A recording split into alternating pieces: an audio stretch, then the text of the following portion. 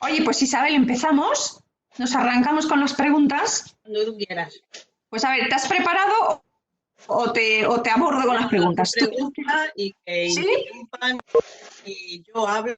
Fenomenal. Vale, pues venga, vamos a ello. Mirad, una de las preguntas. Empiezo por esta. Mirad, eh, se repite mucho y que nos genera dudas, ¿vale? A muchas familias las repetimos mucho, la oímos mucho en consulta y que el otro día se volvía a repetir y que decíamos, jolín, pues esta realmente es que parece que tienen ganas siempre de, no viene mal refrescarla. Aunque ya nos diste pinceladas, como que la vamos a refrescar y si puedes ampliar, pues genial. Y es cómo y por qué debemos lograr un estilo de comunicación saludable para evitar respuestas del tipo que nos suelen decir los chavales. Que no me organices la vida, que me dejes, ya está bien, ¿no? Que no me digas tanto, que qué pesada, oye, que me dejes en paz, que te largues. Vais a perdonar las imitaciones, ¿verdad? De este estilo, sabéis que a veces me quedo corto, porque podéis subir a un tono un poco potente.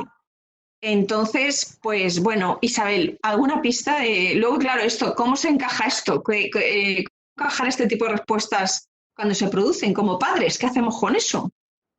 A ver, yo creo que también depende, como dijimos el otro día, en educación no hay recetas. Hay recomendaciones que luego hay que ajustarlas al niño, a la situación, a las características de la relación. No es lo mismo que estemos hablando de un adolescente buenazo, pero que está con el pavo puesto, que hasta te hace gracia, que un adolescente que realmente tiene problemas de respuestas agresivas, que un chaval que te dice esto siendo un moco de 8 años, ¿no?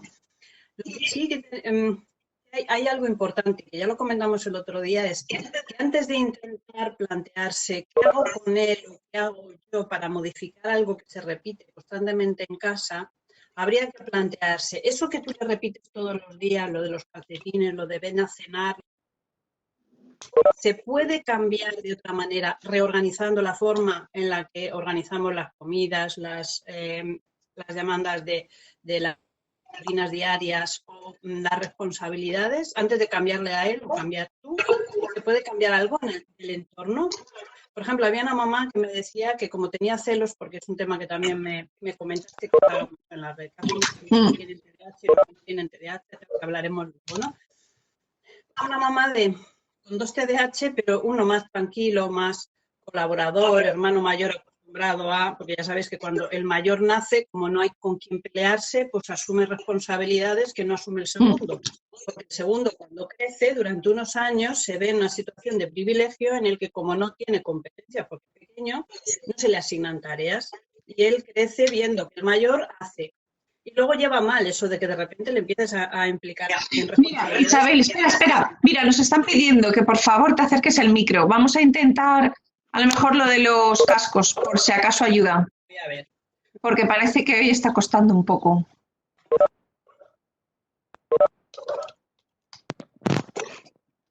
A ver, ahora mejor. Sí, vamos a probar. Sí, vale. Bueno, pues decíamos que hablábamos el otro día de que antes de intentar ver si cambio mi forma de decirle las cosas, si me tomo de otra manera como lo hace él, si hablo con él para que cambie, es plantearnos si hay algún otro modo de modificar las cosas que le planteamos, que normalmente tienen que ver con rutinas diarias, con aseo y demás. Y ponía el ejemplo, que no había empezado a decir, de una mamá que tiene dos TDAH, el mayor más tranquilo, más Mm, mm, colaborador, más familiar, más fácil, ¿no? Y luego la segunda, más consentida, más mimada, más de suelto los caballos, ya os apañáis con ellos, porque yo soy así, que tiene muchos celos de este mayor, ¿no? Entonces ella me decía que organizaban el tema de la limpieza, lo mismo organizaban el confinamiento, es papá y yo limpiamos la planta de arriba y ellos dos limpian la de abajo. Y yo le decía que por qué los ponía juntos a limpiar, a hacer la misma tarea. Y claro, ella tenía sus razones, ella me decía, es que claro, como la pequeña se queja mucho de, es que anda mirando si hay desigualdades en el trato, pues ella dice, pues les hago hacer lo mismo conjuntamente y ya está. mm, El problema es que ahora mismo, cuando los dos se tienen que cargar de lo mismo, lo que suele pasar es que el mayor lo hace y la otra se escaquea y mm. empieza a haber dificultades. Entonces, yo en este caso le recomendé que equilibrara las tareas, pero que cada uno tuviera su competencia, de forma que si ella tiene que sacar la basura y no la saca, sea evidente que no la ha sacado y no tiene que excusarse con el hermano y demás, ¿no? Entonces, primero veamos esto. Después, muchas veces entramos en una dinámica con ellos en los que vosotros me diréis que sí, parece que ellos oyen como si oyeran llover, ¿no? Y, espérate, que me estoy viendo a mí misma y prefiero... Sí, hemos tenido...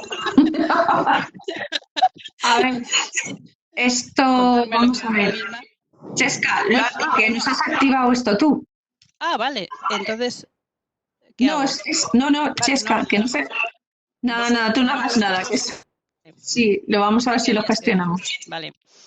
Bueno, pues, a ver, ¿por dónde iba? Se me ha ido. Lo de las dos áreas y el mayor se escaclaba al final. El tema de que muchas veces nos quejamos de que ellos oyen como si oyeran llover, ¿no? Las palabras ya no las registran, tú los llamas 20 veces a cenar y parece que no te oye nadie y solo vienen, y aquí muchas mamás, mi marido también, ¿no? Cuando se oye la puerta de la cocina y tú pegas un grito de un determinado nivel de decibelios. Entonces sí registran la llamada y vienen, ¿no? Y los padres suelen decir, es que no me hace caso, es que oye como si lo oyera llover. Pero no nos damos cuenta que muchas veces esto acaba siendo una especie de adaptación que tienen ellos a nuestras demandas, pero que también nosotros tenemos en relación con ellos, ¿no? Y si no, decirme si no pasa algo parecido. Tú los llamas al principio cuando estás poniendo los macarrones en la mesa, que vengan a cenar. Y los llamas una vez, otra vez y no vienen. Como no vienen, la siguiente vez ya no les llamas cuando los macarrones están hechos, sino cuando los estás colando, ¿no? Empiezas a llamar para que les vaya sonando. Después, con los años, ya empiezas a llamarles cuando se estás echando los macarrones. ¿Qué sucede? Alguna vez que ellos tienen más hambre y vienen rápido, se encuentran que los macarrones no están hechos. ¿Para qué voy a venir, no? Entonces, unos por otros, nosotros nos acostumbramos a llamarles y que ellos no vengan. Ellos acostumbran a que nuestras llamadas, hasta que no se acompañan de determinada intensidad y determinadas señales de alerta de ahora sí ya te la juegas, para ellos no son significativas. Pero nosotros también nos adaptamos a ellos, ¿no? Si no, ¿cuántas veces le llamáis a cenar? Si realmente nosotros desde el minuto 1, desde la primera llamada, esperamos que ellos vinieran, a la tercera íbamos a por ellos. Pero realmente nosotros nos acostumbramos a que hay una serie de llamadas, ¿no? Esto es importante, tenemos que ir en plan militares aquí, ordeno y mando, y a los 2 segundos tienes que venir aquí. A ver, con los TDAH es complicado porque ellos hasta que reciben la llamada, hasta que se ponen en marcha, primero, con un TDAH la llamada no es efectiva si él no la ha recibido. Y a veces, con los pequeños sobre todo, tienes que poner la cara delante y decir que ahora cenar. Si no, es como si no lo hubieran registrado. Pero, ¿es tan importante llamarlos 8 veces o 10? Pues depende. Si somos más tranquilos, más pachorrones, en casa somos de a 8 llamadas, pues no pasa nada, porque tú llamas 8 veces, ellos vienen a su ritmo, tú te sientas y le haces un cariño, te dice que jopee otra vez macarrones y tú le dices no pasa nada, esto es lo que hay, chico, pero tú no te alteras. El problema es cuando nosotros llamemos 3 veces, 5, 10 o 15, cuando nosotros perdemos el control. Y esa pérdida de control hace que empiece una rueda. Porque en educación hay que hacer algo muy importante, que es borrón y cuenta nueva. Si él hace A y tú le pegas un berrido por A, no puede ser que ese berrido se extienda a B, C, D, y como muchas veces nos acusan a las madres que empezamos a sacarlo del mes anterior, ¿no? Así que un ejemplo que le pasó a una mamá, ¿no? Que llamaba a su chaval de 12 años para la ducha y después para cenar, y entonces, esto lo he contado muchas veces porque fue muy divertido y es lo que pasa en nuestras casas todos los días, ¿no? Lo llama a la ducha, él al final consigue traerlo, pero a empujones a la ducha, él se mete en la ducha, se cambia, se ducha, se relaja, el agua calentita, deja todo empantanado y llega a la cocina tan feliz. Él ya ha pasado página. Pero tú, que lo llamas 15 veces, no has pasado página. Y cuando él llega dice, jova, ¿croquetas otra vez? ¿Y qué haces tú? Pues depende de si eres las madres de 8 y sigo tranquila, o si eres de la madre alterada, que a la tercera ya estás alterada, pues entonces o le respondes, pues mira, sí, hay croquetas. A las 7:30. la vas a comer porque no sé qué, pero y empiezas a empalmar la situación. El problema no son las 8 veces que le llaman, el problema es si eso contamina la relación que vas a tener en el minuto siguiente. Porque está bien que si luego encuentras el baño empantanado le hagas recogerlo o es una medida la que consideres en ese momento. Pero decir, jova, croquetas otra vez, no debería de suponer una escalada de tensiones, ¿no? Cuando una mamá me contaba hace muchísimos años, este ejemplo es de hace muchos años, me contaba esto, ella me decía, Isabel, yo me lo he pensado, porque luego yo me meto en la cama y resulta que este mayor tenía este con TDAH y 2 niñas benditas que no tenían TDAH, que crecían solas, autónomas, como las flores del campo, porque nadie las hacía ni caso y ellas funcionaban divinamente, ¿no? Entonces ella me decía, por la noche oigo las voces de mi hijo diciendo, claro, es que solo me regañas a mí, porque a mis hermanas no, porque a mí siempre me estás persiguiendo, porque solo me castigas a mí. Efectivamente, porque él era el que realmente se saltaba las normas, no cumplía, no tal. ¿Qué sucedía? Que ella me decía, Isabel, si es que mi problema y la búsqueda de ayuda de ella era, mi problema es que yo tengo muy poca paciencia. A la vista está, y ella me contó esto. Claro, yo le decía, es que mi enfoque no es ese. Yo creo que tú tienes demasiada paciencia. Tú para que venga a la ducha le llamas 10 veces.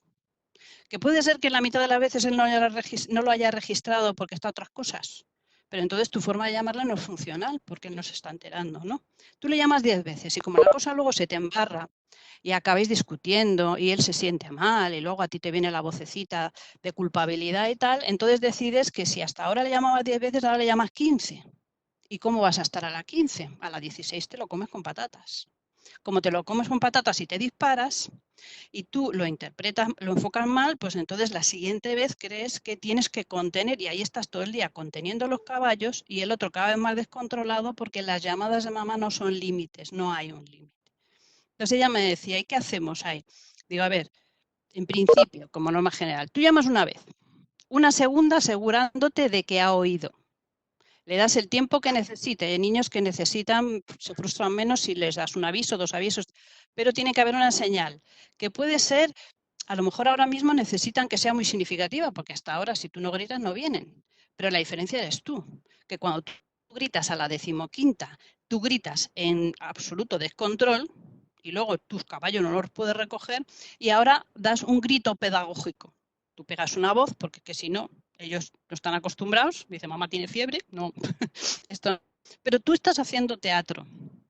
Le llamas una vez, vas a la segunda, te aseguras de que ha oído y a la tercera actúas. Actuar no era como me decía un padre, o sea, a la tercera le parto la cara, digo, no hombre, no. No eso. Tú le has dicho que apague la televisión, le has dicho, ¿te has enterado? Cuento hasta 3, apagas la televisión tú o lo apago yo. La apago y te vienes a la cocina, ¿no? No hay tu tía, ¿no? Muchas veces esas cosas que les pedimos entran en esta especie de juego, ¿no? Y lo que hay que cambiar es la forma de decir las cosas. Hay una estrategia que me dio una psicóloga muy buena amiga mía, que a mí me pareció estupenda, ¿no? Ella me decía que ya no se desgastaba ya con sus adolescentes, también es verdad que a ella le funcionaba esto. En vez de decirle, recoge las zapatillas, cierra el armario de la cocina, ponle la tapa al colacao y mételo en el armario, lo que hacía era mandarles una foto con el móvil. A mí me recordaba el anuncio este de la madre que llamaba a comer enviándoles una foto de los macarrones, ¿no? Pues esto es lo mismo. Ella les hace una foto de aquello que está fuera de lugar y no se desgasta. Ellos consultan 20.000 veces el móvil. Es verdad que para un TDAH puede ser más significativo el que esté allí la foto, ¿no? Ya no hay debate de te lo dije, no te lo dije. Puede haberlo visto, puede no haberlo visto. Lo más probable es que muchos TDAH lo vean, digan sí, lo voy a hacer, pero lo voy a hacer después y después ya no existe, ¿no? Pero puede ser una vía que se puede plantear con ellos y que si no ellos también propongan otra forma de... Una cosa que tenemos que ver es si realmente nuestras quejas realmente sirven para algo. O sea, si yo adolescente sé que mi madre pone la cabeza así con mi cuarto, pero al final la recoge ella, pues, pues la seguiré oyendo, ¿no? Y esto tiene que ver con lo que hablábamos el otro día de que uno tiene que elegir sus batallas y medir las fuerzas, ¿no? Si tú llegas de trabajar, o ahora, por ejemplo, que no salimos a trabajar, pero estamos en la cocina, ¿no? Si tú no quieres pelearte con él, tienes que valorar si tienes que entrar en su cuarto o no tienes que entrar en su cuarto. Si entras en su cuarto no puedes montar una escena diciendo hay que ver cómo lo tienes todo, porque no sé qué, porque no sé cuántos, y a continuación no ponerte firme y conseguir que recoja la habitación. Porque entonces te desautorizas. Esta es como si le dijeras, sé que tienes la habitación hecha una porquería, sé que esto a mí me altera, sé que esto no te lo debería de consentir, pero no tengo herramientas. Mejor no entres. Si no tienes energía, si tienes un mal día, si ahora mismo hay cosas más importantes que el que tenga hecho una cueva su habitación, cuando se termine el confinamiento, pues se nos resultará más fácil decir, bueno, vale, pues si quieres salir con tus amigos, primero esto tiene que quedarse como la patena, porque ya estamos en otro momento vital, ahora las cosas se tienen que retomar y retomamos. No nos interesa pelearnos todos los días, decir en letreros luminosos, esto no debería de estar así, no debería estar funcionando así, pero no hacer nada al respecto. En esos momentos es igual que ahora. ¿Cuántos de vuestros chavales no están pegando ni golpe? No están conectándose, te dicen los profesores no están entregando las tareas, pero realmente puedes coger el toro por los cuernos, ponerte con ellos, estar ahí pim pam, no sé qué. Pues entonces, si no puedes modificarlo, si no puedes obligar, tienes que plantearte hasta qué punto ahora mismo te interesa darte por enterado de la mitad de la información, ¿no? Es como cuando te dicen que tu hijo fuma. Sirve de algo que fuma fuera de casa, claro.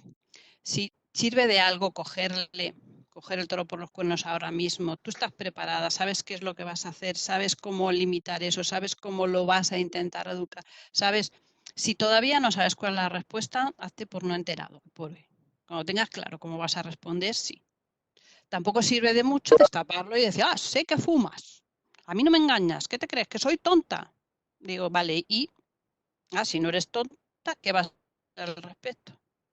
Si ellos saben que tú no puedes hacer mucho respecto a que fumen o no fuera, el riesgo es que dice, bueno, pero mi mamá ya lo sabe, pues ya empiezo a fumar en mi habitación. Y entonces lo que consigues es que aumente el número de sitios y tal en los que está fumando, ¿no? Si piensa que tú no sabes nada, si sigue pensando que tú le abrirías en canal si te enteras que fuma, esa valla está ahí. Por eso lo de la comunicación padres-hijos es complicado, porque muchas veces en las escuelas de padres hablan de comunicación padres-hijos.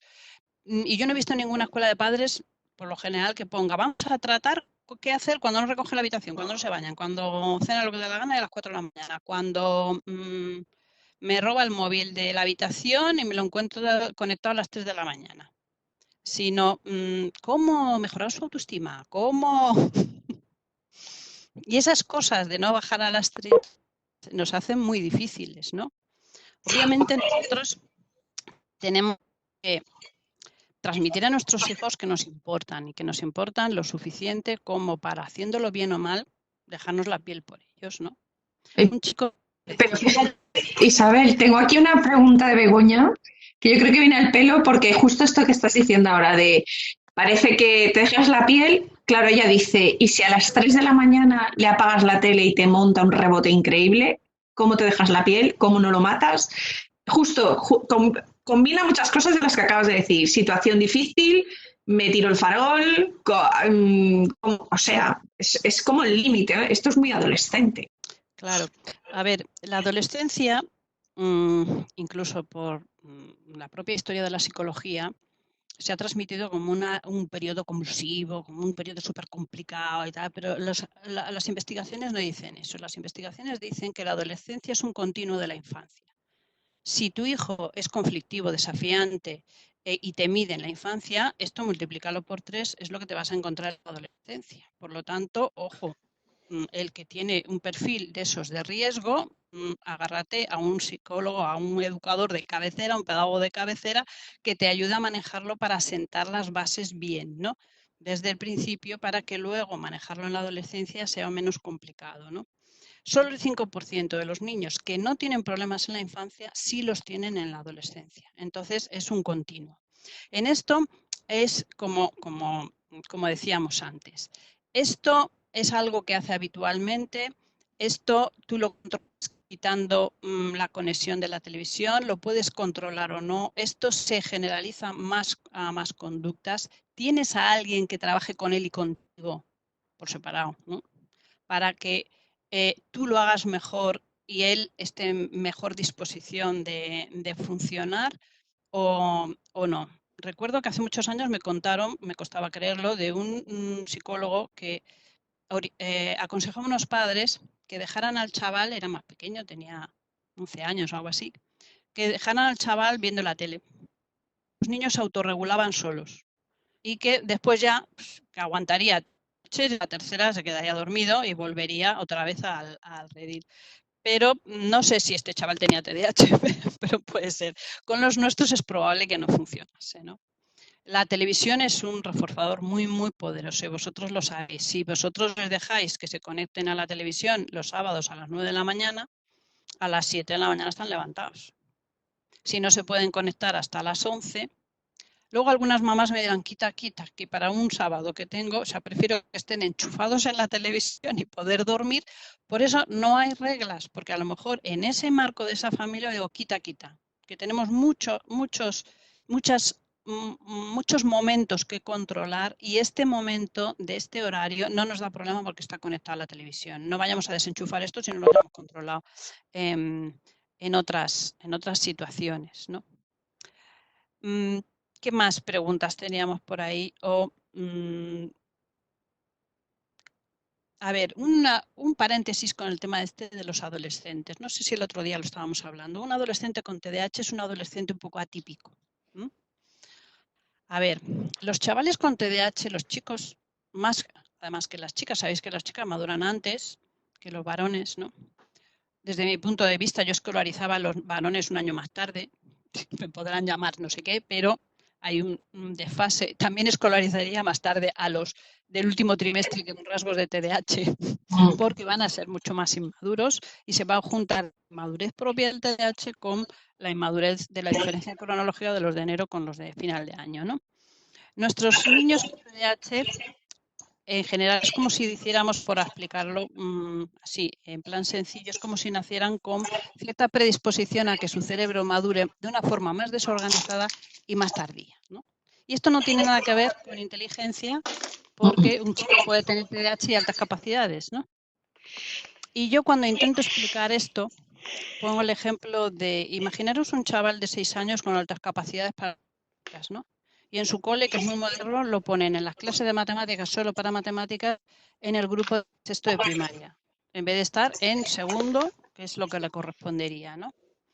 ¿Qué sucede? Pues en competencia matemática puede estar a la altura de los de sexto, pero no deja de ser un chaval de 6 años con la inmadurez de un niño de 6, 7 años. Es probable pues, que necesite el acercamiento de su profesora, que cuando los de su clase de sexto pues, le pinchen o lo que sea, él se rebote más, que tenga menos autocontrol cuando falla en una tarea de matemáticas porque no está acostumbrado a fallar o que le ganen y demás, porque al fin y al cabo pues, tiene 6, 7 años. Pues esto es parecido, ¿no? ¿Qué sucede? La diferencia, los síntomas de TDAH a medida que se van acercando a la adolescencia mejoran, aparentemente. Son menos impulsivos, aparentemente, menos inatentos, pero lo siguen siendo más que los niños de su edad. El ajuste emocional normalmente va a peor. Llevar lastre de fracaso académico, algunos, no todos, de problemas de las relaciones con los iguales y demás, se les hace más cuesta arriba, ¿no? ¿Qué sucede? Muchos de los que van año por curso, que encima son más inmadurotes, que encima son de los pequeños de la clase, al entrar en secundaria están como un pulpo en un garaje, porque son más de primaria que de secundaria. Yo sería partidaria de defender aquí, y lo diré, que primero y segundo de la ESO sigan en la escuela, con los de primaria. Y tercero y cuarto vayan con los de bachillerato en los institutos, porque hay una diferencia abismal y les suele quedar grande a todos, ¿no? ¿Qué sucede? Tenemos chavales que con 18 parece que tienen reacciones de 14. Daros cuenta que el rango de madurez en la adolescencia es muy amplio, sin tener TDAH, ¿no? Tenemos a las niñas que todavía están con 11 años casi jugando con muñecos, ¿no? Y jugando con las amigas, quien es mi amiga favorita y mi best friend, ¿no? Y las que ya están pintado el ojo y demás. Muchos de los que se maquillan y que se hacen de youtubers y toda esta historia son de cascarilla, realmente no son todavía adolescentes. Y los nuestros suelen ser más adolescentes de cascarilla. protestan, dicen y tal, no sé, pero siguen siendo más dependientes emocionalmente de papá y mamá. Y lo decíamos el otro día, que no siempre el que parezca que te está haciendo la vida imposible. Cuando un hijo pone tanto empeño porque tú te enteres de que él está haciendo todo lo contrario que tú vas a decir, está diciendo que le importa más tú que el amigo del quinto, que le importa más tú que la chica guapa de la minifalda de abajo, ¿no? Así que están con su cordón umbilical pero pegando tirones, ¿no? Y tú piensas que tu hijo te odia y tu hijo está con un cordón umbilical pegando tirones. Esto juega a nuestro favor y juega a nuestra contra. Muchos padres tienen miedo, y lo dicen, ¿no?, de que llegue la adolescencia, porque yo veo a mi hijo muy influenciable, entonces dependiendo de con qué amigos se rodee, pues entonces este se me puede escapar de las manos. Tienes razón, pero para eso estás tú, para meterlo en deportes, en grupos, tal, para intentar pues que tenga una cobertura ambiental más sanota, ¿no? Pero por otro lado, el que sea más dependiente de nosotros hace que nosotros tengamos el lazo sobre ellos más tiempo si no nos lo montamos mal. Si nos lo montamos mal y sembramos mal, pues tenemos un chaval de años que te dice que entra ya, y esto cada vez es más frecuente, es que yo sé que por ley tú me tienes que mantener hasta los 25 años y además yo tengo derechos, y además es que cuando tú miras la ley tienes que acabar consultando a un abogado de familia y no es la primera familia en la que yo le digo vete a un abogado de familia para que tú tengas muy claro qué cosas tienes que hacer. Aquí hago un inciso porque este tema es muy grave, ¿no? Tengo que entrar con mi hijo de 19 años en un pulso de si tú me tienes que mantener o me tienes que mantener o yo te voy a mantener o no te vas a salir con la tuya. No. Es cierto que la ley puede decir lo que sea, pero la autoridad moral de los padres tiene que estar por encima. Cuando a mí un chaval me dice, es que claro, porque mi padre no tiene más remedio, porque yo tengo este derecho y lo dice no sé quién, no sé cuántos, yo les digo, tú sabes que tu padre te quiere, ¿no? Tú sabes que tu padre se le va la pinza por ti. ¿Tú no estás seguro de que si tu padre creyera que haciendo esto y esto, sea legal o no, tú no te descarriarías, lo haría? Bueno, pues si tú piensas que tu padre acabaría antes en la cárcel que hacer algo que vaya en contra de tus intereses, pues anótatelo, ¿vale? Y esa es la autoridad moral. ¿Qué sucede? Que esa autoridad moral realmente, si nosotros hemos conseguido que el TDAH no nos nuble la relación con ellos, que ellos sepan que les queremos y que les apreciamos, aunque tengamos que ser igualmente estrictos, que no tiene nada que ver, ¿no?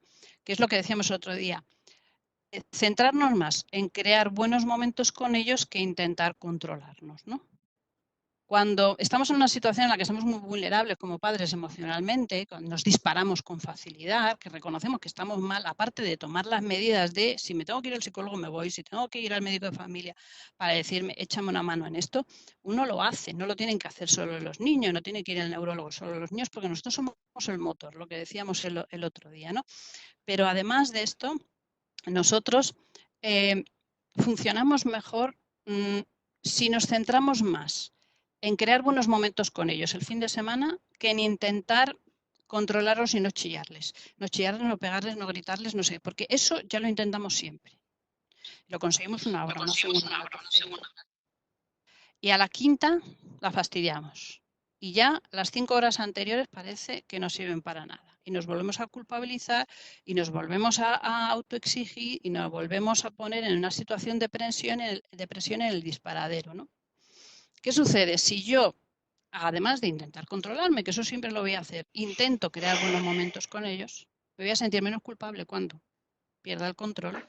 Él se va a sentir menos herido cuando pierda el control porque estamos equilibrando la balanza. Una cosa importante, da lo mismo si yo veo que no controlo determinadas situaciones que son graves y yo me descontrolo. Y a lo mejor tengo muchas razones para descontrolar porque la situación no es nada fácil, ¿no? O si son pequeñas cosas en las que me siguen funcionando mal porque a pesar de que pongo estos castigos, grito, digo no sé qué, aquello se sigue repitiendo, eso quiere decir que algo no funciona. Algo en nuestra forma de hacerlo, algo en nuestra estrategia no está funcionando bien. Es como lo de la mamá, que ella creía que el origen del problema era que ella tenía poca paciencia y cada vez intentaba controlarse más cuando realmente lo que pasaba es que ponía el límite tarde y mal. No lo ponía tranquilamente en el momento que lo tenía que poner, lo ponía mal y tarde, ¿no? Entonces, mientras el niño está toreando todo este tiempo, para él todo esto es margen, ganancia. Y luego cuando tú te pierdes el control, entonces yo me siento herido, pero además es que tú te sientes culpable, con lo cual se hace una bola. Por eso mi consejo en situaciones graves es, a ver, los años que llevo yo, pues, más de 25 años trabajando con familias y demás, lo que a mí me ha funcionado para ayudar a las familias a que cambien su forma de educar, de manejar a sus hijos, partiendo de la idea de que un TDAH no es un niño fácil, ¿no? O sea, aquí no somos padres deficitarios, somos padres que necesitamos casi una cuasi profesionalización en educación porque tenemos hijos difíciles, ¿no? No vale ser papá medio en esto, ¿no? Y eso es lo que muchas veces no entiende la gente, ¿no? Cuando nos critica porque dicen que los llevamos mal. Sí, pero es que hay que estar en nuestros pantalones, ¿no? Para saberlo, ¿no? Entonces, una cosa importante es saber que tenemos que analizar situaciones, a ver, por un lado, aprender como estos y conectarse, aprender de lo que digo yo, porque te dan ideas, leer, te dan ideas, hablar en la asociación de padres, te dan muchas ideas, porque claro, el que ya ha pasado y que ya está trillado, estos ya tienen casi convalidado tercero de psicología, ¿no? Entonces, no solo te anima, te dan buenas estrategias, a veces como las que te daría un profesional, sino que además es que te atiendan a las 3 de la mañana y no te cobran. O sea que está más que garantizado, ¿no? Está bien aprender la teoría, pero también tengo que poder analizar situaciones concretas para decir, a ver, esto que se supone que tú dices que es conveniente, cuando yo lo intento llevar al tema de la televisión o al tema de no sé qué, me encuentro que mi chaval hace esto, esto y esto. ¿Tú qué haces? Yo hago esto. Y entonces, ¿cómo reacciona? En ese marco, como en educación no hay recetas, pero si tú me dices cómo es tu chaval, cuál es la historia que tenéis los dos respecto al tema de la televisión, si él se ha salido, si tú reconoces que él se ha salido con ese tema o con otros, está acostumbrado a salirse con la suya, Isabel, porque me envuelve una y otra vez y al final tengo que reconocer que se sale con la suya. Él tiene muchos bonos en los que se ha salido con la suya, con lo cual si ahora yo cambio el tercio tengo que demostrarle muy claramente que esto tiene que computar mucho para que este empiece a ver que las cosas han cambiado. En una situación concreta del día a día, descrita como, psicología se llama análisis funcional de la conducta, pero da igual. Un poco lo que veíamos con Supernanny. ¿Por qué funcionaba Supernanny? Porque conductas en vídeo a los padres y ellos veían cómo surgía cuál era la situación previa, cómo surgía el problema, el niño hacía esto, esto y esto, y yo qué hice después. Le grito, le digo, le tal, de no sé qué. Entonces, necesitamos hacer el guión de Supernanny, de una situación concreta que se repita todos los días. Se pegan a la hora de cenar. Pues yo te diría, a ver, la última vez, ¿cuándo fue? Ayer por la noche, cuéntame. ¿Cuál era la situación? ¿Cómo surgió el problema? Pues entonces se le dio con la cuchara a su hermano, tal.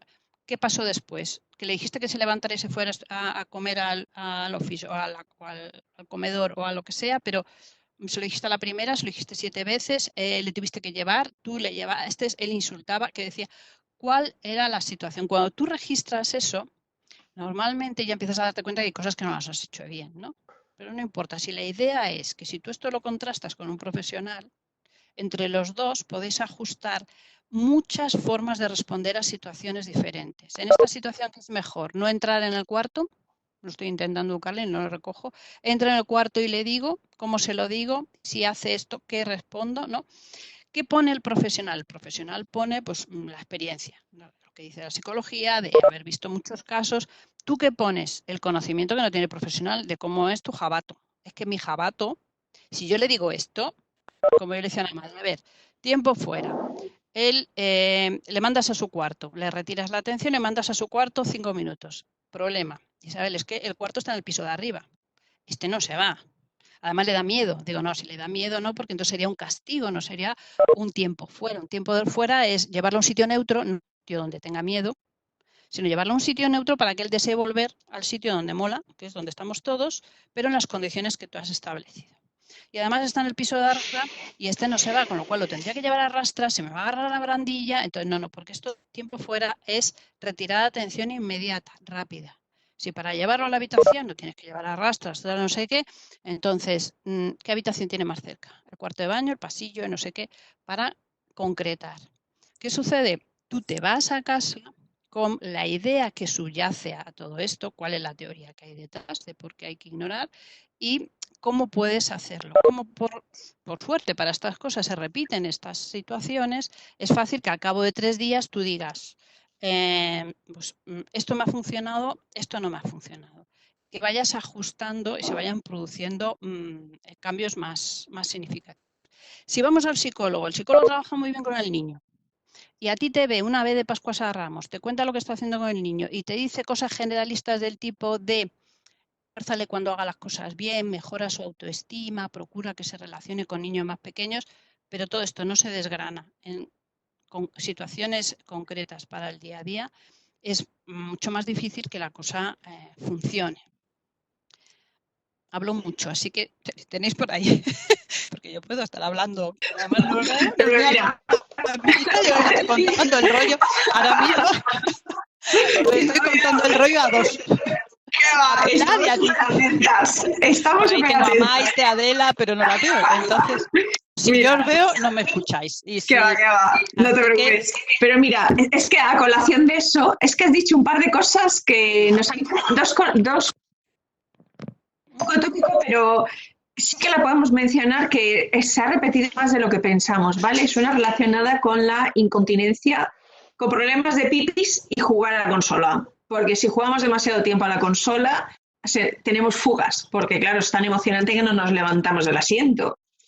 Y eso es un tema muy particular, pero sí que antes de entrar en ese tema, sí que hay una familia, que hubo ya otra familia, no sé si sois la misma familia, eso sí que no lo sé, pero es que tiene que ver con las compañías, Isabel.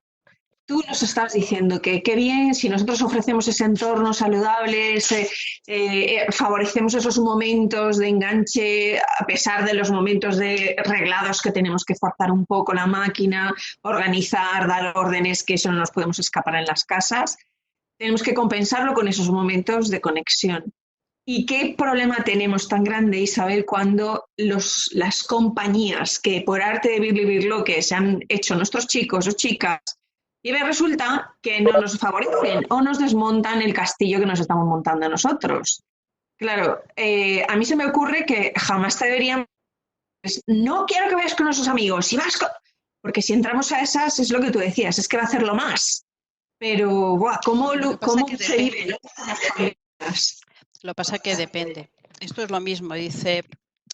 Yo recuerdo un papá, un punto TDAH, más que un punto, 2 puntos TDAH, pues que me decía, pues que yo le decía que no me parecía bien que en la puerta del colegio los chavales fumaran y que el colegio no tomara ninguna medida. Independientemente, no sé si es legal o no, los pueden echar o no, pero pueden coger y sacar la manguera directamente, ¿no? ¿Qué sucede? ¿Por qué?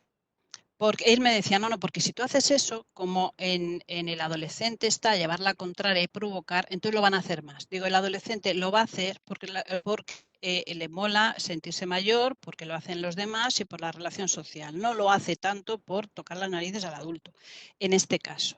Lo van a hacer igual, pero lo van a hacer más lejos. A mí me parece grave que los chavales que no pasa nada por hacer determinadas cosas o tener determinadas actitudes enfrente de un adulto y que se sientan pueden hacerlo impunemente, sin que se tome ninguna medida. Mientras el chaval lo hace, pero piensa que el adulto no se está enterando, pues la perspectiva es diferente. Entonces, esto de no le puedo decir que vaya, a ver, realmente no resulta útil decirle que no vaya si no puedes controlarlo, ¿no? Lo que pasa es que depende del chaval que tengamos y depende del problema que tengamos. El problema es que tenemos que, a veces, circunstancias complicadas en las que el ir con determinada gente supone que tu chaval está consumiendo cosas que no debe de consumir y está subiendo a Instagram cosas que declaran que está consumiendo y que nosotros tenemos que tomar determinadas medidas, ¿no? Entonces, es cierto que ahora no es como antes. Antes las fuentes de influencia eran más restringidas. Tú te educabas en un determinado cole, en un determinado barrio, en determinado pueblo, pero ahora mismo el pueblo es el universo, los modelos son los youtubers, ¿no? Por eso es importante reflexionar sobre el acceso que le damos a nuestros chavales a determinada información, ¿no? Los chavales tienen que saber que ellos van a tener un límite en casa, ¿no? Esto de que una mamá de un chaval que no tiene diagnóstico de TDAH, pero que yo creo que tiene un perfil moderado, pero de TDAH más inmaduro, pues le abre una cuenta corriente a su 18. Que es verdad que él puede abrirse una cuenta corriente, pero ¿qué necesidad tienes tú de que él vaya? Se abra una cuenta corriente de la que luego a ti te saca porque no te autoriza y vamos a ver, porque tenga 18 años le vas a autorizar y además le vas a financiar un viaje a la costa mediterránea para que pierda el control. Si él se ha currado y ha trabajado y ha ganado su dinero, a lo mejor tienes un problema para plantear este tipo de cosas, ¿no? Pero si tú eres el que está financiando, tienes que plantearlo. Nosotros tenemos chavales de mucho riesgo. No puede ser que un papá cazador a su hijo un TDAH que sin medicación era como si entrara un tsunami en la consulta, pero un tsunami, un día estaba yo aquí donde estoy y estaba oyendo bomba, bomba, bomba, como si estuvieran pegando con un martillo en la pared y salgo, me encuentro a la criatura de 7 años emocionado porque estaba pegando puñetazos en la pared porque había un bicho que se había metido en un agujero, no estaba haciendo otra cosa, ¿no? Cuando lo medicaron aquello fue una bendición porque no se le oía entrar, ¿no? Cazador le regala una escopeta de balines a los 7 años. Yo entiendo que es tu afición. Yo entiendo también que me decía un papá de un chaval con TDAH y además síndrome de Asperger. O sea, un espectro autista moderado, ¿no? Que su afición son las... Pero que ha comprado una moto, pero no te preocupes, Isabel, porque es una moto, no sé qué, que parece que tiene potencia, pero no. Digo, es que me da igual, le tienes que prohibir las motos, tendrás que retardarlo todo lo que puedas, aparte de educarlo en manejarlo. Pero tu hijo vibra por las motos porque tú vibras con las motos. Poder conducir de la misma manera que puede conducir, en este caso, por ejemplo, pues papás piloto de líneas aéreas, este chaval no va a poder ser piloto de líneas aéreas por las dificultades que tiene, ¿no? Pero puede construir maquetas, sí, pero puede compartir con sus padres construir maquetas de aviones. Mira, yo te voy a añadir aquí te voy a postillar, Isabel. Fíjate que yo sé que en Madrid también tenéis un problema porque me acuerdo que conté con la directora de adicciones para una circunstancia concreta, pero en el Levante tenemos un problemón con el tema de adicciones en menores. Y es muy frecuente encontrar que en la frase, ¿vale? No sé si alguna familia de las que estáis la habéis oído, la habéis hecho, la comentamos. Nos vamos a tomar una cervecita. Y el niño de 17, déjame probar un poco. Y ya les introducimos en el alcohol, quien dice el alcohol dice el cigarro, y he llegado a tener incluso padres que me han planteado en consulta, bueno, es que yo de vez en cuando sí que fumo porros, entonces me gustaría que tú me dijeras cómo educar en eso a mis hijos, que es algo razonable, digo, razonable es cero. O sea, hasta que no tenga 30 años que el cerebro esté formado, no pueden estar expuestos a ningún tipo de droga. Pero es que a mí me gustaría que las familias entendieran que el ejemplo que está a ver, se aplica absolutamente a cualquier cosa que hagáis con ellos. Es que es muy extensivo y de ahí el riesgo de qué modelos sois para ellos. Incluso ya no en las aficiones, sino en vuestra reacción emocional. Sigue, ¿sabes? No, el problema es que, a ver, el padre que fuma marihuana, ¿no? El padre que normalmente la fuma y la consume porque considera, por lo general, que tienen ciertas creencias respecto al consumo e incluso afirman que no les afectan, ¿no? A mí me cuesta creer, y conozco padres que fumen habitualmente, que esto no les esté afectando. Aparentemente no le afecta en su trabajo, aparentemente. Pero si tienes un chaval con un alto riesgo de adicción, o sea, todas las investigaciones lo dicen, los chavales con TDAH, chicos y chicas, tienen más riesgo de adicciones en general. Consumen más pronto y tienen más riesgo de generar una adicción más rápido al tabaco, al alcohol, a las nuevas tecnologías, al juego. Por ejemplo, ahora hay mucho juego online, ¿no? ¿Qué sucede? Nosotros tenemos chavales de mayor riesgo que maduran mucho más tarde, ¿no? Y nosotros tenemos que protegerlos de alguna manera. Y durante unos cuantos años tú le dices que los Reyes Magos no existen porque es bonito y luego le dices la verdad, pues durante no sé cuántos años tu hijo debe pensar que tú no fumas porros. Y después ya le explicarás, cuando sea más mayor, en qué condiciones tú fumas o dejas de fumar. Recuerdo un padre que fumaba habitualmente y tanto es así que a él se extrañó cuando su hijo empezó a fumar, empezó a perder el norte y empezó porque además es un chaval de los que no le vale solo eso, hay que aprobar las setas alucinógenas y luego el no sé qué y el no sé cuánto, porque todo está muy controlado, ¿no? A mí me decía, porque yo le vi un cambio de un mes para otro. Había empezado a fumar en verano, luego subimos porque mamá leía tuvo acceso al móvil, ¿no? Pero yo lo dejé de ver un mes y de repente dije, ¿qué ha pasado, no? Y él insistía porque necesitaba convencerme a mí de que los porros eran inocuos, ¿no? Y yo le decía, es que me da lo mismo. Yo te estoy diciendo, con el perfil que tú tienes de TDAH, con lo que tú sabes de TDAH, ¿no? Medicado como estás para esto, después de haber salido de una depresión que hasta ahora estaba medicado, todavía no había dejado los antidepresivos porque había pasado por bajo, importante. Todo esta química cerebral, tú ahora encima le quieres meter algo. O sea, por un lado activas el cerebro para el TDAH, por otro lo deprimes con el tema digo, convénceme de que esto es lo que es sano para ti, ¿no? El chaval, menos mal que en este chaval había ciertos factores protectores.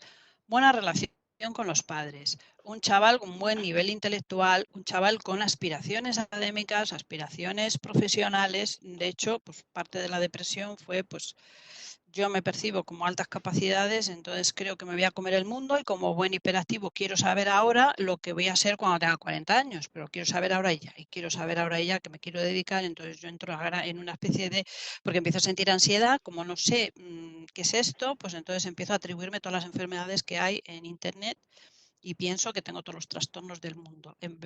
Porque me cuesta reconocer porque vivir de las rentas como estoy viviendo hasta ahora, sin tener que esforzarme demasiado y tal, al pasar a bachillerato, esto no va a ser así como yo pensaba, que yo sigo sacando sobresalientes en bachillerato y voy a estudiar y sé lo que voy a estudiar, ¿no? Entonces tenía factores de protección porque él se dio cuenta de que un efecto muy directo de los porros es la apatía total, la desgana, la dejadez, el pasotismo total que interfiere. Yo les digo, a ver, yo no te estoy incitando a que fumes tabaco, pero tú fumas tabaco y te morirás dentro de 20 años.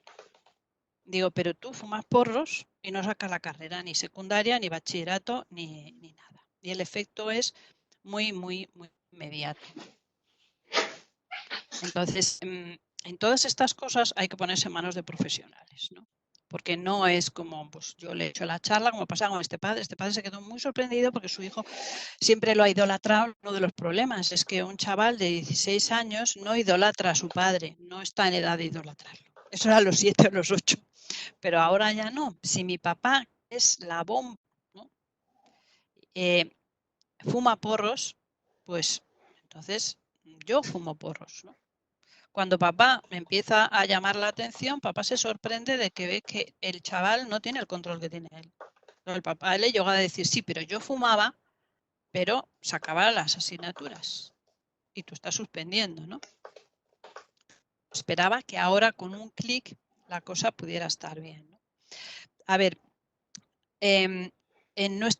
con nuestros chavales, esto que digo de tener un psicólogo, un educador de cabecera, igual que tienes un médico, es importante.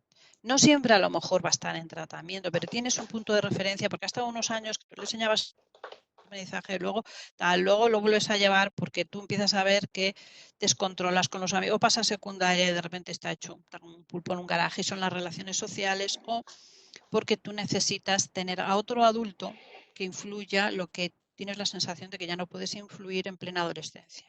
Los padres en la adolescencia tenemos que estar ahí, fundamental, porque se nos pierden estos, ¿no? Pero la relación a veces hace que tengamos que estar como 2 pasos por detrás, ¿no?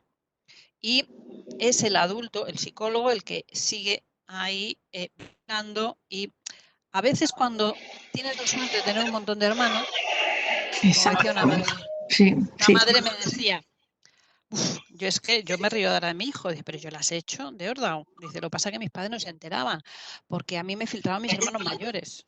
O sea, si yo llegaba borracha a casa, mis hermanos me ponían las pilas, mis hermanos me controlaban, mis hermanos me amenazaban que la próxima iba papá y mamá no se enteraban. Entonces, el impacto de castigo, no era tan inmediato, pero había un filtro de control, ¿no? A veces tenemos que buscarnos a ese primo joven, ese sobrino o a esa sobrina que puede fluir en ellos, ¿no? Para tirar, pero no sustituye a el trabajo de un profesional en esa No, situación. Porque tú exacto. necesitas dos cosas. Necesitas a alguien que te ayude a ti a ver cómo puedes acceder, a ver cómo puedes manejarlo, y por otro lado, también que influya en tirar hacia adelante. Para que Es siempre una persona fresca, aire fresco, que a veces se ponen más firmes, sin que haya una varita mágica, pues esa distancia emocional. Y ahora viene la pregunta. Y ahora dice, bueno, ves que si no quiere ir al psicólogo. Vamos a ver, claro. está en tu casa, come de tu comida, tú le pagas sus gastos, la gasolina, no sé qué, no sé cuántos, tienes el arma. Ojalá, digo, no tengas que llegar a la situación de tener que reconocer que no te ves capaz de cortarle el grifo en determinadas cosas. Forzado, cuanto menos forzado vaya el psicólogo, mejor. Pero el planteamiento es, no vas por ti. Esto no me pasa nada, porque es que claro, porque te inventas rollos, porque siempre estás igual, porque yo no tengo nada de eso, pues lo han inventado, pues yo no te leches ni tal, no sé qué, no sé cuántos. Tal, digo, mira, chico, yo no te veo feliz. Como soy tu madre, yo quiero dormir tranquilo. Si es que no vas a ir por ti, vas a ir por mí. ¿Por qué? Porque yo no quiero mirar para atrás y decir, si yo hubiera hecho, si lo hubiera pagado al psicólogo, si yo lo hubiera llevado a no sé dónde, mira, yo quiero vivir tranquila. Que luego tú lo aprovechas, bien. Que estoy equivocada, a lo mejor te estoy la razón, y estoy equivocada y todo esto es superfluo. Pero vamos, una alergia no te va a dar, ¿no? Pues no piensas hablar, pues te vas a gastar el dinero, pues yo pienso decir, eso es libertad tuya. Yo cumplo con llevarte, con hacer lo que yo creo que a ti te beneficia. Me encantaría que te sirviera. Pero si tú fíjate, yo quiero. Exacto. Pero si lo pones al psicólogo allí. Exacto. Y los psicólogos de adolescentes que te dicen es que no puedo hacer nada con él porque no colabora, no es un psicólogo de adolescentes. Exactamente. Es un psicólogo de adultos que no entiende que los adolescentes van obligados y no van.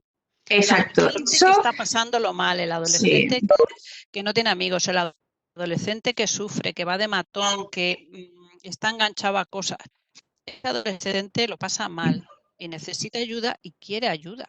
Alguna vez me he encontrado a chavales pues de espaldas. Sí, las familias, eso yo creo que sí que es importante que lo tengáis en cuenta. Siempre, siempre los psicólogos, repetir, tal cual ha dicho Isabel, los psicólogos que sí trabajan con adolescentes saben que van de uñas, enfadados, no les apetece estar, vengo porque me obligan, y el psicólogo que os dice, es que si viene así no podemos trabajar, es que no lo está haciendo bien. No pasa nada, le pedís, si hubiera ese el caso, le pedís, por favor, ¿me puedes recomendar a alguien que sí que pueda trabajar con esta cosa así, en plan marmota? Y luego otra cosa que me gustaría redondear con Isabel, mira, eso que os ha enfatizado tanto, ese vínculo especial que tenemos que crear con ellos. El mejor pronóstico que nos dan en los casos de adicción en TDAH, los chicos que tienen mejor pronóstico son los que al menos tienen un progenitor con un buen vínculo. Vínculo con el que tú puedes soltar este discurso que os dice ella, va, por favor, hazlo por mí, es que yo ya no puedo más, es que no lo hagas por ti, hazlo por mí. Ese hazlo por mí solo funciona cuando hay un buen vínculo, cuando habéis hecho esos momentos de me aparco las responsabilidades y me centro en ti, y venga, vamos a un momento chulo, oye, ¿qué tal estás hoy? Y estamos por ti, o sea que no, estas son las varitas mágicas, no es más que esto, no es polvo de hadas, os lo prometemos. Sigue, Isabel. Hay algo que iba a comentar, pero se me ha ido ahora. Pero vendrá.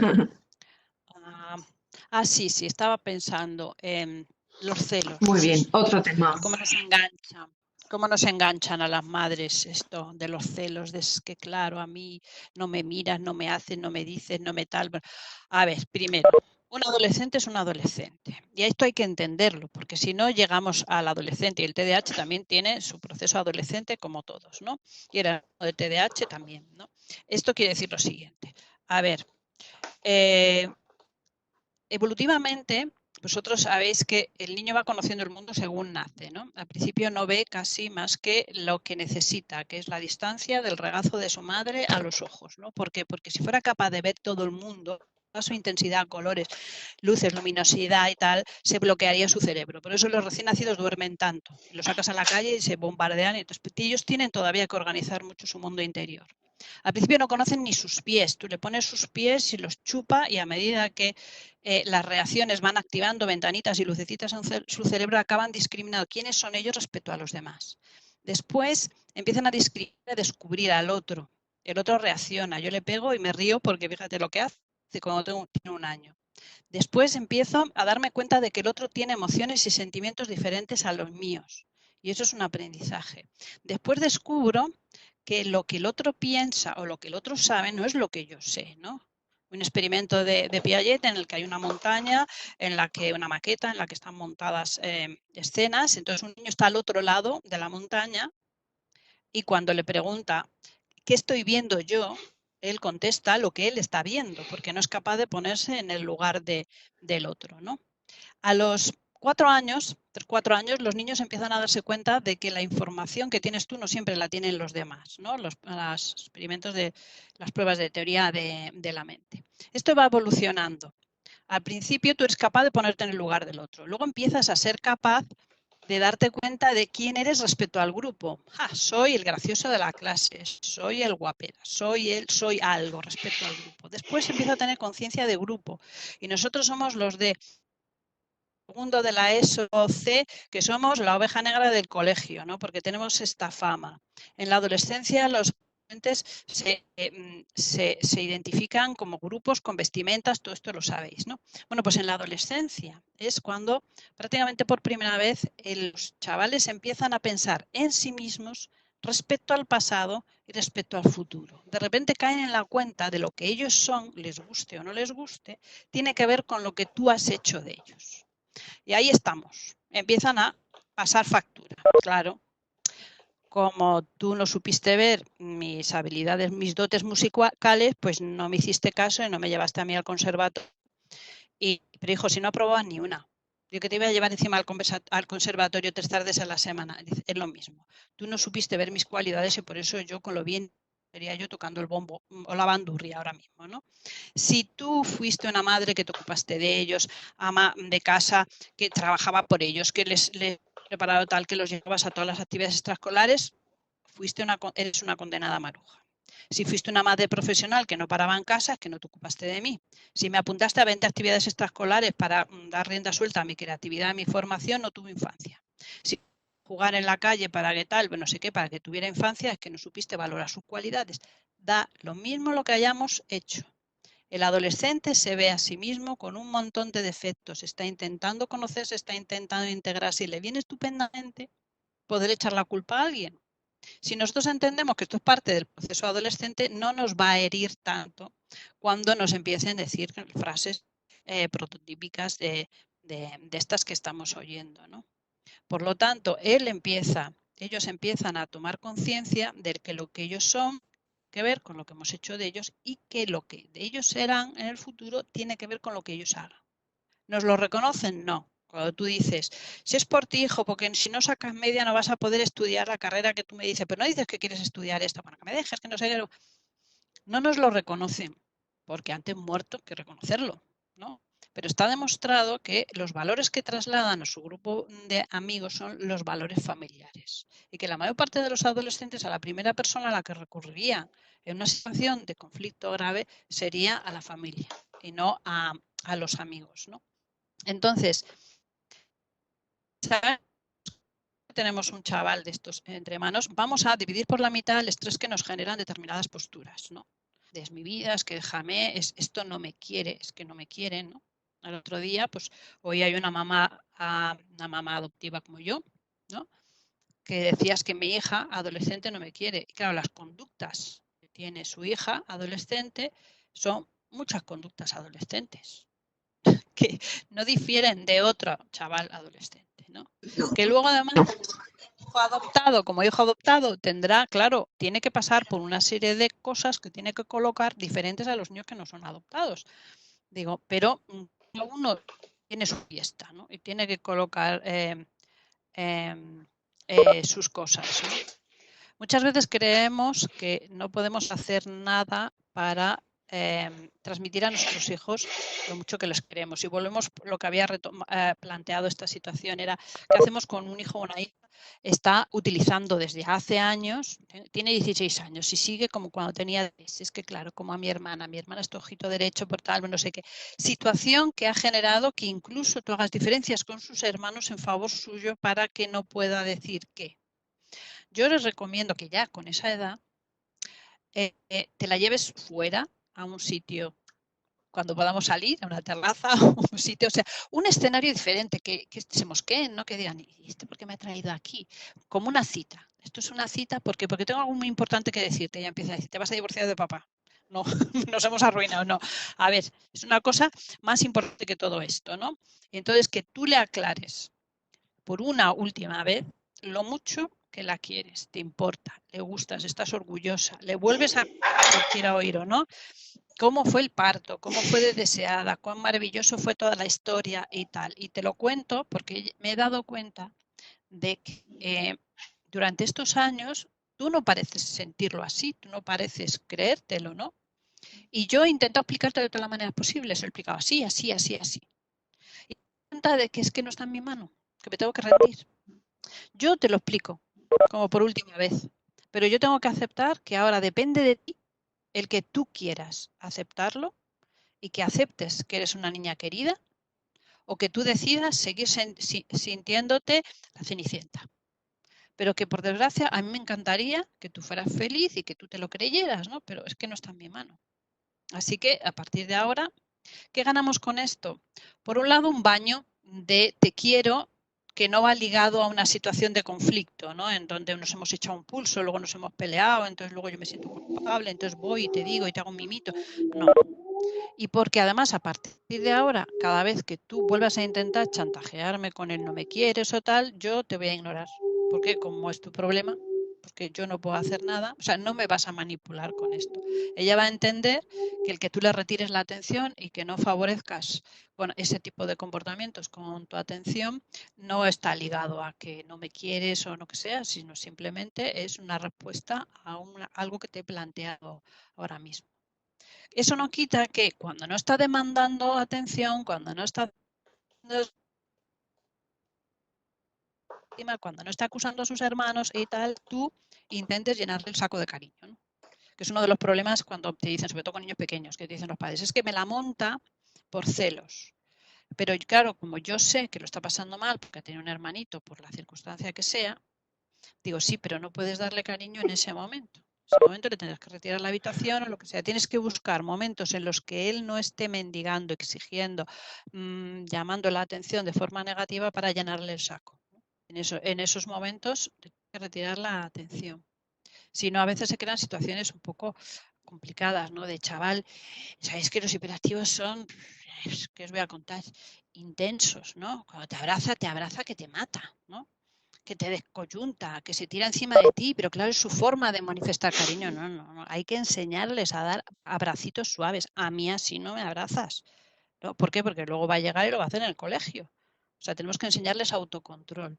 No, a veces nos asfixian de demanda, de cariño y más cariño, y por no pararles, porque queda un poco feo esto de que una madre diga, no, hasta aquí ya no quiero más mimos, ¿no? Un poco feo, pues aguantamos hasta aguantamos, ellos se excitan, acaban haciéndote daño, entonces al final acabas quitándotelo de encima mal y acabas huyendo de ellos, ¿no?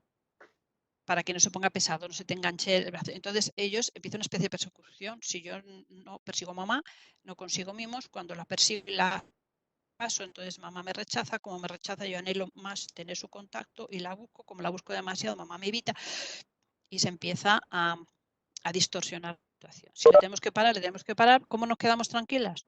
Porque cuando está en su cuarto jugando, cuando está viendo la televisión, entonces llegamos nosotros y le hacemos mimos. Cuando entonces ellos se enganchan, asfixianos, dicen, no, espera, que ahora tengo que ir a poner lavaplatos. Pero tengo que demostrarte que a los 10 minutos vuelvo a estar por aquí.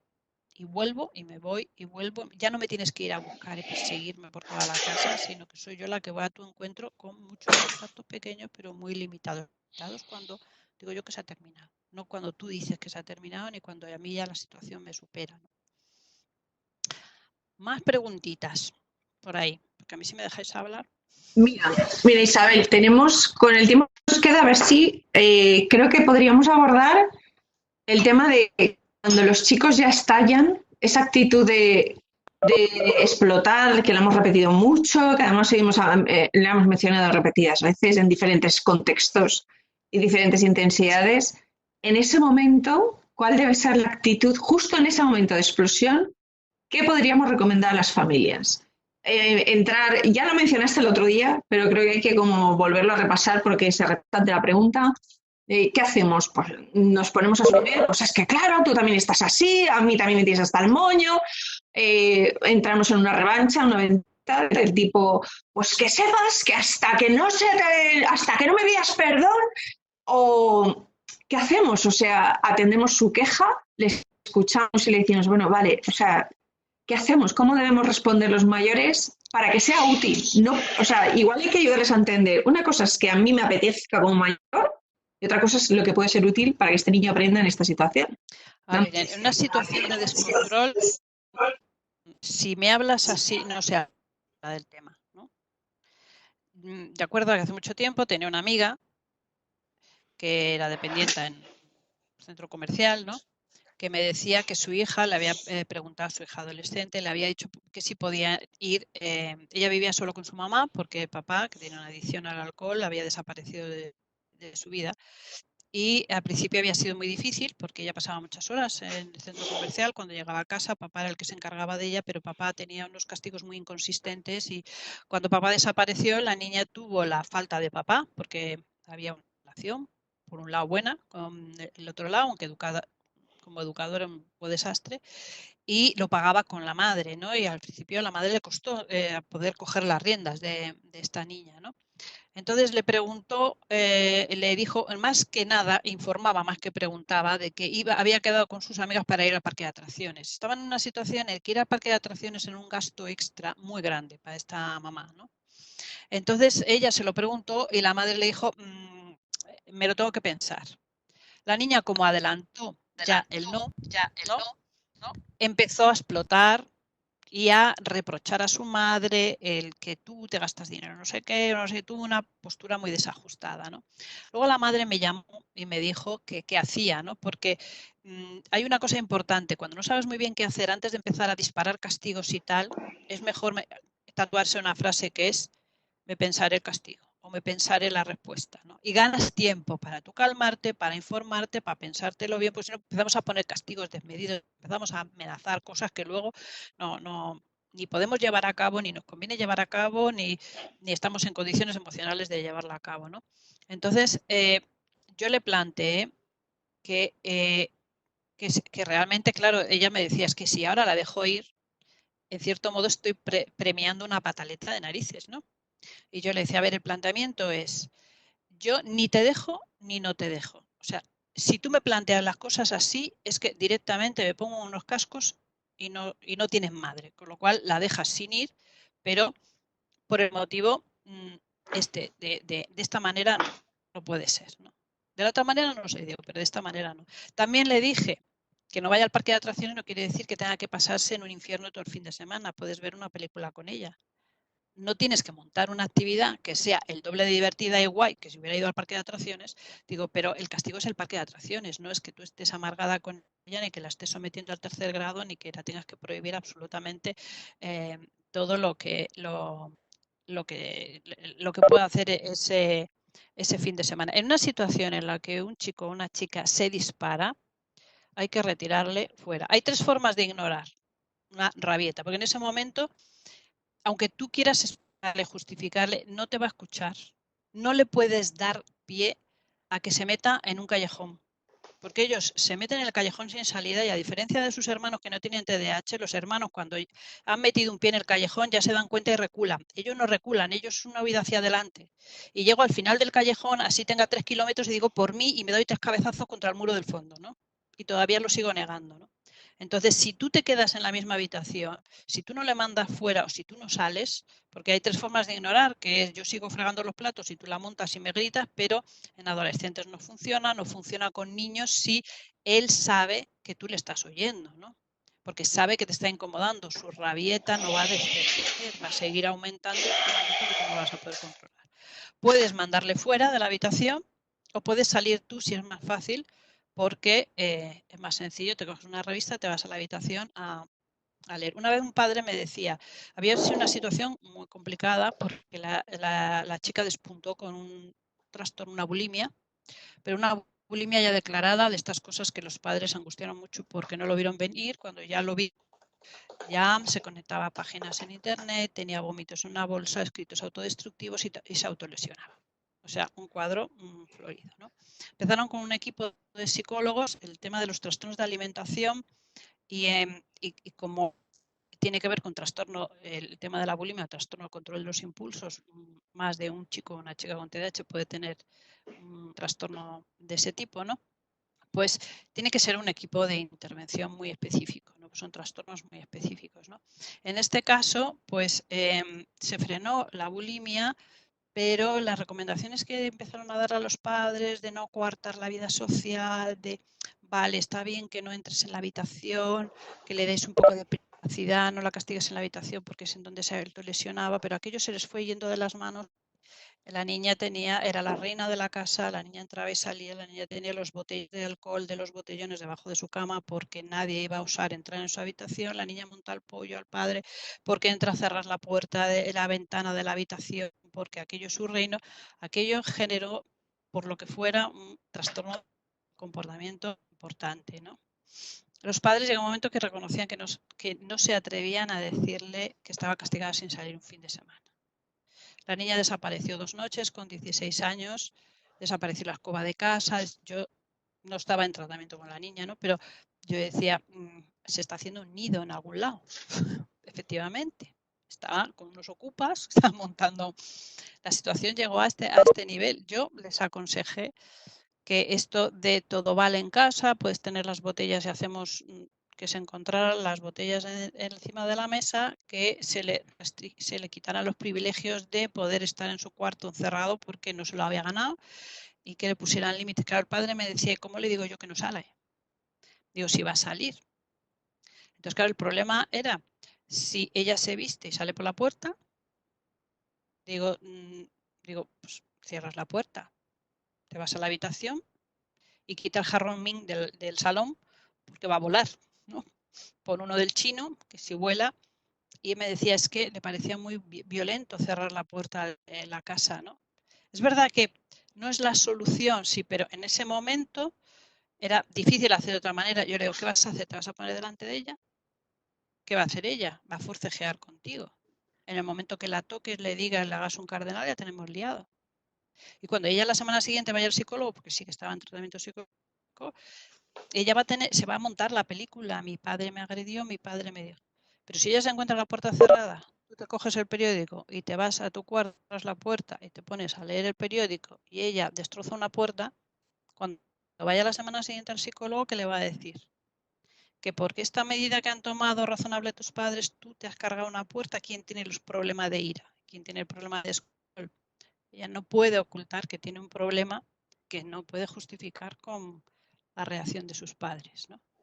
Son situaciones muy complicadas en las que, dependiendo del caso, pues puede parecer una barbaridad esto que estábamos planteando. No se pueden generalizar así como así. Si alguien está en una situación parecida de sentimiento de impotencia, de tal, entonces tiene que buscar ayuda. Y a lo mejor la primera ayuda es ponerme yo lo suficientemente bien y fuerte como para poder dar el paso de pelearme con él para que haga determinadas cosas. A veces realmente no nos damos cuenta de que el puntal somos nosotros y que si nosotros no estamos fuertes, no podemos tirar de ellos tampoco, ¿no?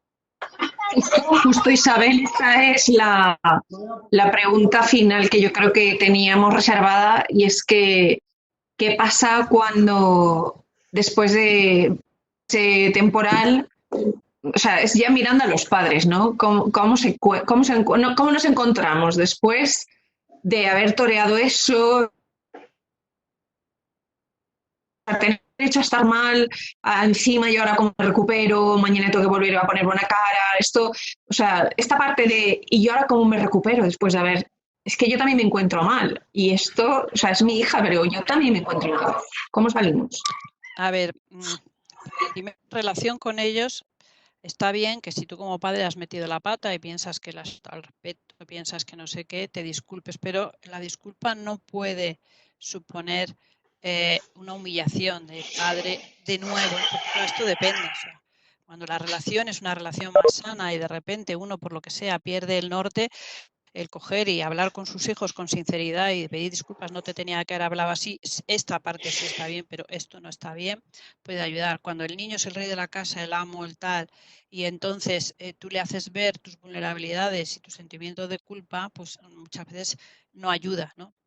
Le das, a veces se convierten en argumentos que luego utilizan contra nosotros, ¿no? Tenemos todo el derecho a sentirnos mal.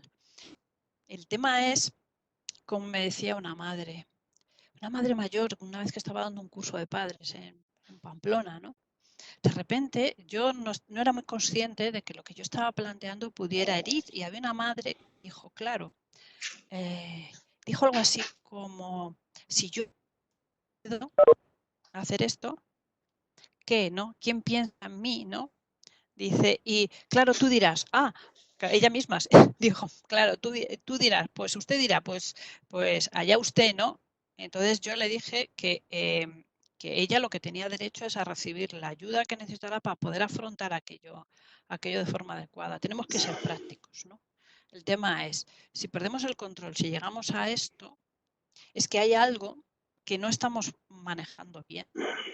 Y a veces cuando yo me he encontrado con padres que, como reconocen que lo están haciendo mal, no van a una asociación, o no quieren ir a una asociación, o no quieren ir a un psicólogo porque piensan que el psicólogo les va a decir lo que para ellos es obvio, ¿no? Que es que lo hacen mal. Entonces piensan que el primer paso es ellos intentar hacerlo bien. Entonces, cuando hay quejas en el colegio dice, mira, esto no puede ser, porque tal, porque no sé qué, no sé cuántos, entonces ellos piensan que la responsabilidad es solo suya y que ellos pueden cambiarlo todo, ¿no? Entonces yo lo que tengo que hacer es ponerme las pilas y no pido ayuda porque pienso que la que lo está haciendo mal soy yo, y lo que sucede es que me faltan herramientas para hacerlo, ¿no?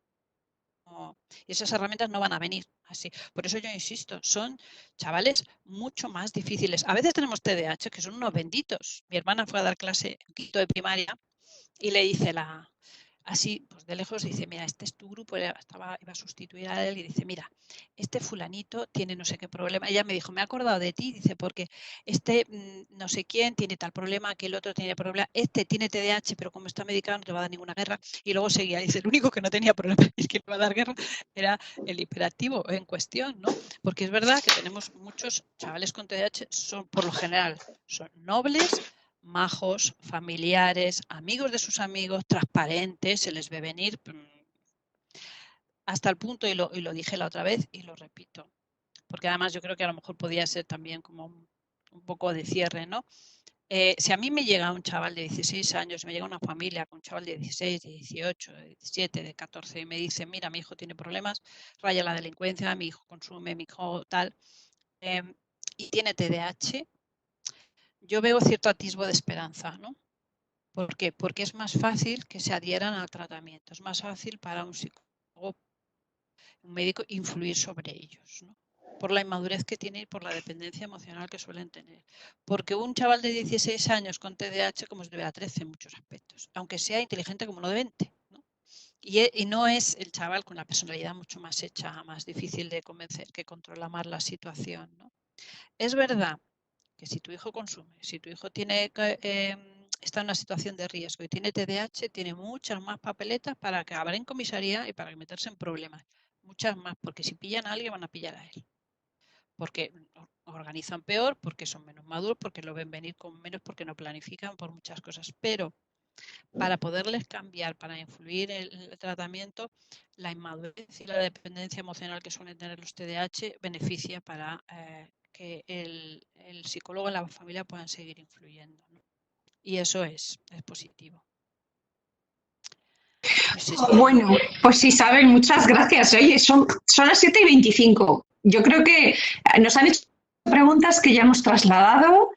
Bueno, nos trasladan en el chat siempre agradecimientos, Isabel, por habernos acompañado y habernos contestado ya con estas ideas. dice aquí Lola, me siento identificada cuando has dicho que adoptar la medida de cerrar con la llave, aunque mi hija lleva mucho tiempo en tratamiento en centro específico, parece que también tiene rasgos de clúster B. Pues claro, es que a medida que crecen ya aparecen otras patologías, ¿verdad?, que complican. Por eso un poco no hay que ser reticentes, os lo dice Isabel, os lo decimos en las asociaciones. Qué importante es estar bien acompañado como padres de profesionales que os puedan también orientar, que profesionales os van a hacer de apoyo, porque esta lucha solos es muy difícil. Y además insistir, buscar el profesional y decir, yo me quiero sentar contigo un día a la semana para analizar situaciones concretas que se me dan en casa para saber si las estoy manejando bien o no las estoy manejando bien, ¿no? Eso es. Porque puede haber un trastorno, por haber indicios de un trastorno más severo, ¿no? Pero me acuerdo de un psiquiatra, Quirino Polaino, que me decía, cuestionaba una vez, que dice, ¿cuándo la conducta empieza a ser personalidad? ¿En qué momento? Porque la adolescencia está ahí en medio. ¿Esto qué es? ¿Conducta? ¿Es modificable? ¿Esto es rasgo de personalidad ya permanente? Claro. ¿En qué medida? ¿En qué medida esto es permanente, ¿no? Y lo que nosotros necesitamos son cómo cambiar cosas concretas, ¿no? No nos podemos dejar llevar ni por miedo a que como tiene TDAH, entonces pues ya se nos va a convertir en un drogadicto, porque no tiene por qué. Lo que pasa es que tenemos que prever determinadas cosas, ¿no?